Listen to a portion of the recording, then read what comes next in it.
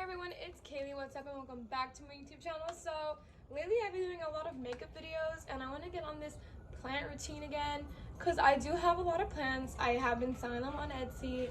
I sell them to people that they are local as well. So if you would like to get in this pothos tutorial, please keep on watching because I'm going to be doing a how to easily propagate pothos. I mixed up my soil already. It has some old dirt, which is almost literally like sand. I just pulled it from my yard because I was doing a compost bin and that was what I was using, and it actually worked really good. So what was left in the compost bin is there now. So it has some worm composting in it, but the worms are dead. My dog killed them. Also it has perlite and regular potting mix. I just buy whatever potting mix is like probably the cheapest because I do pot a lot of plants, and then I add perlite to it because I don't really care for the cactus mix, and I like to get a whole bunch of bags at once that are on sale. So let's get on with this pothos tutorial. So this works on every single pothos available. This is a Snow Queen pothos. It also works on jade pothos, neon pothos, enjoy pothos. Pretty much it will work on any plant that has an internode and nodes. Internode is the spacing between the nodes, and the nodes are where the plant branches out of. So for example, I'll take my clean shears,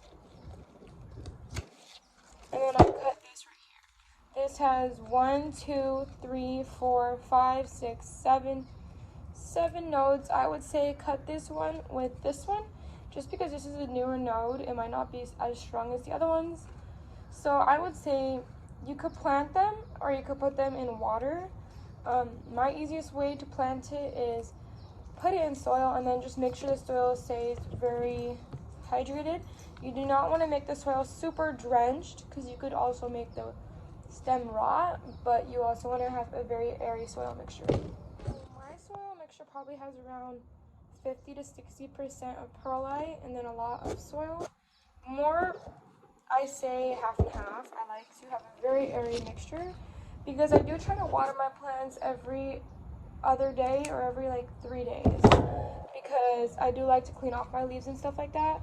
So for me, I personally would rather clean off my plants and have it dry out a lot quicker. So I'm just going to be cutting the nodes, the internodes right here.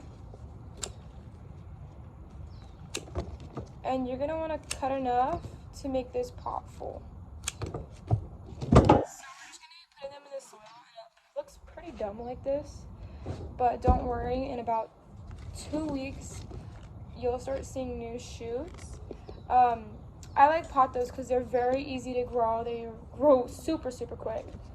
So yes, you don't want to put it too far deep in the soil because if you do, it's not going to sprout because it won't sprout as much, and also it's a lot quicker for you to grow them in a looser soil mixture.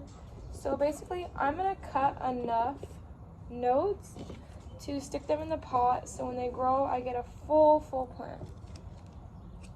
Even these ones are good to plant as well. Even though the leaf is small, the node is still good. You could also propagate from nodes if you prefer, but I like to have the stem just because the way I propagate is outside, so it needs to collect the sun.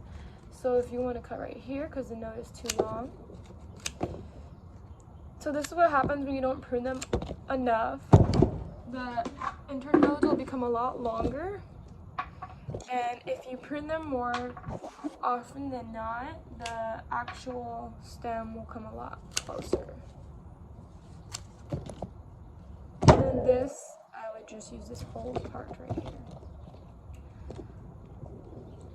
And then I'm just gonna pot this in the same pot. Terracotta works very good if you want to create a mother plant.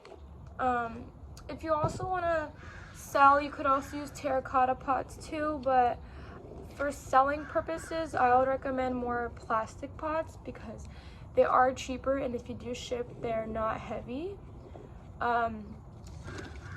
When I do want to make a mother plant, I like to use terracotta because it helps out with airflow, and in my opinion, it does grow a lot faster in terracotta. So this is the plant right now, and I would not sell this until I see a lot of new growth, and that will prove that there's roots growing from the bottom. I do recommend watering them every time they dry out. You do not want to overwater these at all. Hi, Destiny, say hi, Mama. And you don't want to underwater these. If you underwater these, the plant will tell you. They're very easy to know that they need a lot of water. Well, not so much water, but they'll tell you when they need water. So don't worry about that. I would say just double check your plant every time you're going to be watering it. Make sure there's no pests. Anytime you get a new plant from a buyer or any shop, you want to quarantine it as well so it doesn't pass any diseases or anything else to another plant. I hope you guys enjoyed my pothos propagation video. If you want to see my other plants getting propagated, I could do that as well. I do know how to propagate all my plants, and I do make sure I try different ways, see how long it takes to propagate each one, and what method is the quickest. For pothos, I do find this method the quickest, just because when you put it in water, you have to let it acclimate to the soil, and then when you put it in soil, it's going to acclimate to the soil already. You just want to make sure you don't overwater it because you're just going to suffocate the plant. So I hope you enjoyed this video. If you like this, give me a like, share, comment, and subscribe, and thank you for watching this video. I'm sorry my hair is a mess. I just put it up like this because I had bangs and I didn't want them to be in my face. So thank you again for watching. Bye!